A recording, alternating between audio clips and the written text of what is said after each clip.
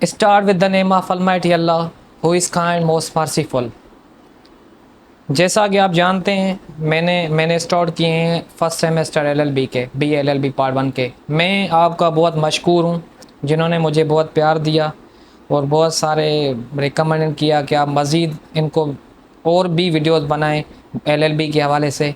اور میں ان کا بہت مشکور ہوں جنہوں نے مجھے اتنی ریسپیکٹ دی، پیار دیا اور بہت سارے لائکس ملے، شیئر ملے، ویوز ملے. میں ان کے لیے تمام دعا کرتا ہوں کہ اللہ ان کو ہمیشہ خوش رکھے، آباد رکھے. آج ہمارا جو ٹاپک ہے وہ ہے ہمارا ٹاپک لیٹن ٹرم، اس کے بعد ہے کوڈ اسٹرکچر آف پاکستان. لیٹن ٹرم ایل ایل بی کے لیے ریکمینڈ کیے ہیں ہائر ایجوکیشن کمیشن نے، اس وجہ سے. اب لیٹن ٹرم کیوں مطلب ضروری ہیں کہ ہم اس کو ضروری ہے کہ ہم کو پڑھیں، کس وجہ سے ان کو ریکگنائز کیا ہے، کیوں اس کو مطلب ایک اس سیمسٹر میں ایڈ کیا ہے، کیوں ہم پڑھتے ہیں. میں آپ کو بتاؤں گا کہ کیوں ان کو ایڈ کیا گیا ہے. کوئی بھی ایک کیس ہوگا، آپ اس کی اسٹیٹمنٹ بناتے ہیں کہ فلاں کیس میں یہ ہوا ہے، یا کوئی مرڈر ہوا ہے، یا کوئی بھی کسی کرمنل ایکٹیویٹی یا کوئی بھی پراپرٹی کے کیسز میں آپ کوئی اسٹیٹمنٹ دیتے ہیں، اس کے بعد پورا اسٹیٹمنٹ دیتے ہیں. اب لیٹن ٹرم ورڈ یوز ہی اس لیے ہوتے ہیں کیونکہ ایک ہی ورڈ میں آپ پورا اسٹیٹمنٹ اس کو پورا کور کر لیں. اگر کوئی بھی جج ہوگا، کوئی بھی اگر وہ اتنا بہترین جج ہوگا، انہوں نے اسٹڈی کی ہوگی، اور اس کے بعد وکیل صاحب نے یا کوئی ایڈوکیٹ صاحب نے ایک اچھی ایک تربیت حاصل کی ہوگی، بہترین طریقے سے پڑھا ہوگا، ایک ہی مطلب ورڈ میں پورا کیس سمجھا دے گا. اگر اس کو ایک کہے گا کہ بھائی ایک ہی ورڈ میں، جیسے آئی بائڈ ایز پرنٹڈ ارلیئر، جو نیچے لکھا ہے، جو اوپر لکھا ہے وہی ایک نیچے ہم ایک ہی ورڈ میں اس کو ایک ہی ورڈ میں یوز کریں، اس لیے لیٹن ٹرم یوز کرتے ہیں. اس کے بعد ہم چلتے ہیں اپنے اگلے طرف. جو مین ٹاپک ہے ہمارا وہ ہے کوڈ اسٹرکچر آف پاکستان. آپ کو سمجھ آ گیا ہے کہ آپ لیٹن ٹرم اس والا یوز کرتے ہیں. ہم نے تو 35 پڑھی ہوئے. پھر میں آپ کو ایک لنک میں کروں گا، انشاءاللہ مینشن کروں گا، آپ وہاں دیکھ لیجیے گا، وہ پڑھ لیجیے گا. یہ سیمسٹر کے ہمارا سیکنڈ لیکچر ہے. الگ یونیورسٹی میں الگ الگ پرسپیکٹو ہے، کسی آگے پڑھاتے ہیں، کبھی پیچھے پڑھاتے ہیں. اگلی طرف کی چلتے ہیں کہ court structure of Pakistan. Court structure of Pakistan. First ہماری کوڈ آتی ہے supreme court, also called higher courts.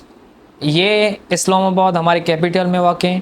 اس میں 19 ججز ہوتے ہیں، 16 جسٹس ہوتے ہیں، 2 ایڈ ہاک ججز ہوتے ہیں، اینڈ 1 سی جی ہوتے ہیں.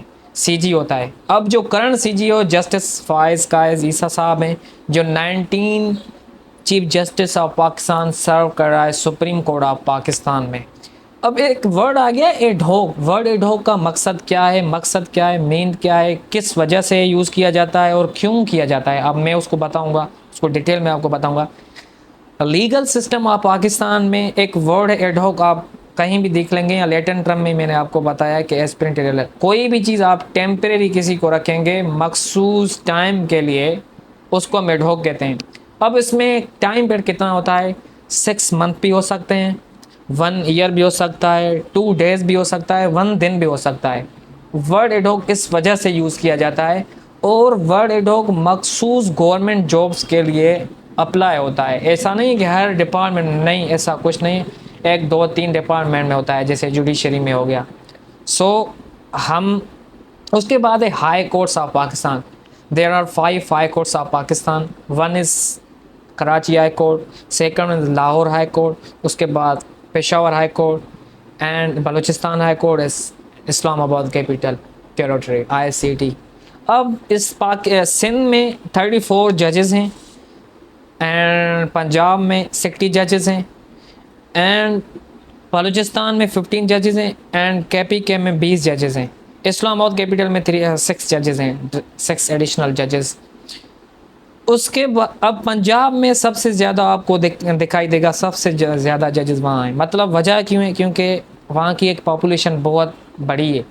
مسائل جتنی پاپولیشن ہوگی اتنے ہی مسائل ہوں گے، اور مسائل حل کرنا آئیں گے کورٹس میں ہوگا. فرسٹ آف آل پہلے تو پولیس میں آئیں گے، پولیس کے بعد وہ پٹیشن داخل کریں گے ہائی کورٹ میں، ڈسٹرکٹ کورٹ میں، یا کوئی سیشن کورٹ میں، یا وہ ہائی کورٹ میں. اس کے بعد ہائی کورٹ سے نہیں بنا تو وہ تو پھر ہائر کورٹس میں، سپریم کورٹ میں. وہ یہ لمبا پروسیس ہے. اس کے بعد آتے ہیں ہم رجسٹریز پہ. There are 4 registry of Pakistan. اب رجسٹری اس وجہ سے بنائی گئی ہے کیونکہ اگر اسلام آباد میں ہائی کورٹ سپریم کورٹ ہے، اس وجہ سے اس کی برانچ چل گئی ہے ہر پروونس لیول تک، Karachi registry, Lahore registry, Peshawar registry and Islamabad registry. Registry وجہ اس لیے بنائی گئی کہ اگر کراچی میں اب جائیں، کراچی سے اسلام آباد جائیں، بہت گھنٹہ مطلب بہت آپ کو ٹائم لگے گا۔ اب ایک ایک کیس ہم فائل کریں گے کہ اب وہ ٹائم پہ نہیں پہنچے گا، وہ تو کیس کو ریمین کریں گے کہ کہیں اگلی تاریخ دے دیں گے انشاءاللہ، مطلب اگلی تاریخ دے دیں گے۔ یہاں ٹائم پہ نہیں پہنچے گا تو وہ مطلب کیس حل ہی ہو نہیں پائے گا، کیونکہ یہاں تو اتنا سفر ہے، وہ کیسے اگر آج کے نکلے مثال یہاں صبح اس کو کیسے پتہ چلے میرا صبح کیسے، تو وہ صبح نکلے گا تو اس کو ایک پورا دن اور مطلب 16-15 گھنٹے تو لگ جائیں گے۔ اس وجہ سے ہر پروونس لیول تک انہوں نے ایک رجسٹری بنائی ہوئی ہے۔ اس کے بعد ہم آتے ہیں ٹرائبیونل کورٹس، ایک فردر ایک کورس ہے، اس کے بارے میں ڈیٹیل میں آپ کو بتاؤں گا۔ ٹرائبیونل کورٹ اس وجہ سے جو بھی ٹیکسیشن کے معاملات ہو گئے وہ لک آفٹر کرتی ہے، ریزولو کرتی ہے، وہ ٹرائبیونل کورٹس کہتے ہیں۔ ان کیٹیگریز نیب کورٹ، نیب ہو گئی، کسٹمز ہو گئی، بینکس ہو گئی، یہ جو بھی ٹیکسیشن کے معاملات ہو گئے کسٹم لیول تک، بینکس لیول تک اور نیب لیول تک جو بھی ٹیکسیشن کے معاملات ہوں گے وہ ٹرائبیونل کورٹس بتائے گی، لک آفٹر کرے گی، اس کے جو کیسز وغیرہ وہ ریزولو کرے گی۔ اس کے بعد ہمیں فیڈرل شریعت کورٹ۔ فرسٹ آف آل ہم کو سمجھنا ہوگا کہ شریعت کورٹ ہے کیا، کیا کیا اس کے ورکس ہیں۔ شریعت کورٹ آپ جانتے ہیں کہ جب شریعت کا کوئی بھی ورڈ آ جائے تو آپ سمجھ جائیں کہ یہ شریعت کے مطابق، قرآن اینڈ سنہ کے مطلب انڈر پاکستان کانسٹیٹیوشن کے جو بھی قانون بناتا ہے وہ سب دیکھتے ہیں اسلامک پوائنٹ آف ویو سے اور سنت کے ویو سے دیکھتے ہیں، اسلامک پوائنٹ آف ویو اور سنہ کے۔ کوئی بھی ایسا کیس بن گیا قرآن اینڈ سنہ کے خلاف ہوگا تو اس کو فیڈرل شریعت چیلنج کرے گی، بھائی آپ نے جو یہ جو قانون بنایا ہے واقعی یہ قرآن اینڈ سنہ کے بارے میں ہے یا نہیں ہے۔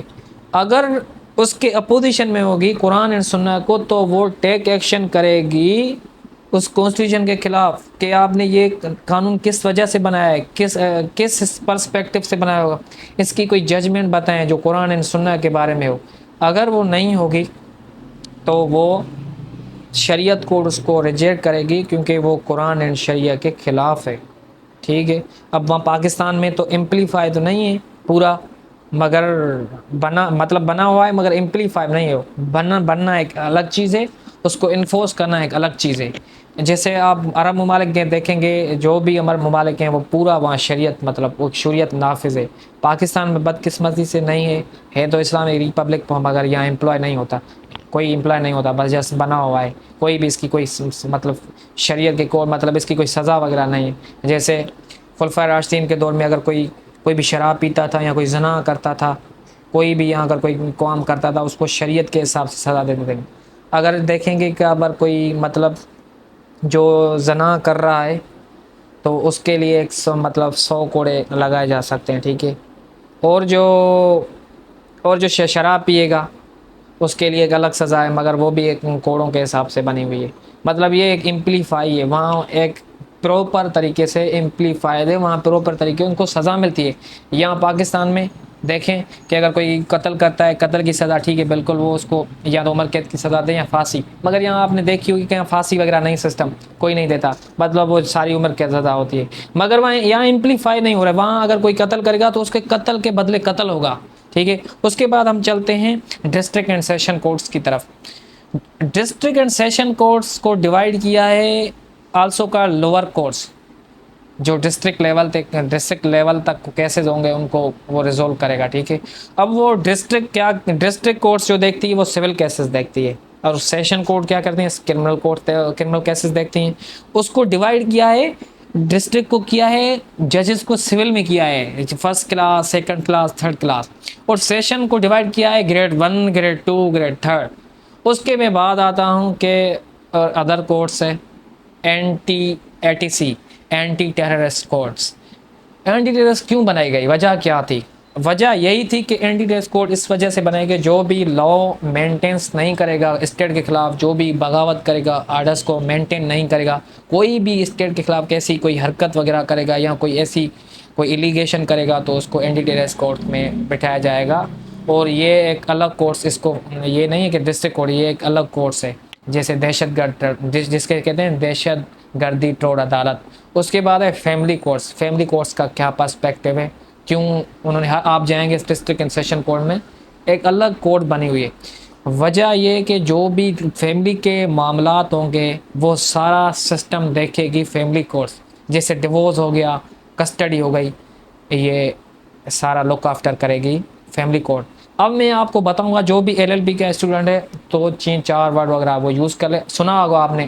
آپ اگر ایل ایل بی کے اسٹوڈنٹ ہیں تو یہ 4 یا 5 ورڈ آپ ہرگز نہ بولیں، یہ یاد کر لیں۔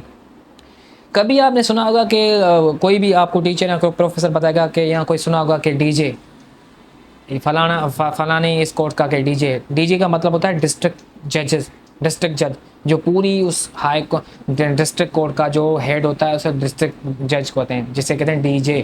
اس کے بعد آتا ہے نیچے والا اے ڈی جے، ایڈیشنل ڈسٹرکٹ جج، اور اس کے بعد ہے میجسٹریٹ۔ سب سے جو زیادہ پاورفل ہوتے ہیں وہ ہے سی جی، چیف جسٹس آف پاکستان، جو کرنٹ ہے جسٹس فائز صاحب۔ میں امید کرتا ہوں یہ جو میں نے آپ کو انفارمیشن ڈیلیور کی ہے آپ کو پسند آئے گی، اور اس کو کائنڈلی شیئر کریں اور اس کو لائک کریں، سبسکرائب کریں۔ انشاءاللہ یہ آج میں انشاءاللہ اپنے یوٹیوب چینل پہ اپلوڈ کروں گا، اور اللہ آپ کو جہاں بھی دیکھ رہے ہیں اللہ آپ کو خوش رکھے، آباد رکھے۔ میری کوشش یہی ہوگی کہ انشاءاللہ جو بھی L L be first semester پورے میں اس کو لیکچر کو اپلوڈ کرتا رہوں گا۔ آپ اپنے پیار محبت سے ان کو شیئر کریں۔ میں اجازت لینا چاہوں گا ایک شعر سے کہ محمد سے وفا تو نے تو ہم تیرے ہیں، یہ جہاں ہے چیز کیا لو قلم تیرے ہیں۔ السلام علیکم ورحمۃ اللہ وبرکاتہ۔ God bless you, thank you, اللہ حافظ۔